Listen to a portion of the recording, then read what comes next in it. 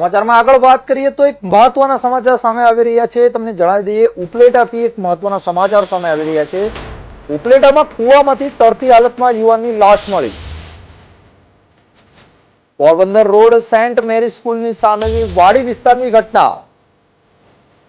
સ્થાનિકોની જાણ બાદ પોલીસ પહોંચી લાશને બહાર કઢાવી। તરવૈયા રઝાક હિંગોરા અને ગુલામ શાહ શેખે લાશ કુવામાંથી બહાર કાઢી।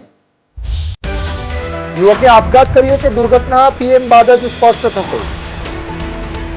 ત્યાં તમને જણાવી દઈએ, ઉપલેટાથી એક મહત્વના સમાચાર સામે આવી રહ્યા છે। ઉપલેટામાં કુવામાંથી તરતી હાલતમાં યુવાનની લાશ મળી આવી હતી। પોરબંદર રોડ પર આવેલી સેન્ટ મેરી સ્કૂલની સામેથી વાડી વિસ્તારમાં આ ઘટના બની હતી, જેમાં સ્થાનિકોની જાણ બાદ પોલીસે પહોંચીને લાશ બહાર કઢાવી હતી। તરવૈયા રઝાક હિંગોરા અને ગુલામ શાહ શેખે લાશ કુવામાંથી બહાર કાઢી હતી। જોકે આ યુવકે આપઘાત કર્યો કે દુર્ઘટના તે પીએમ રિપોર્ટ બાદ જ સ્પષ્ટ થશે।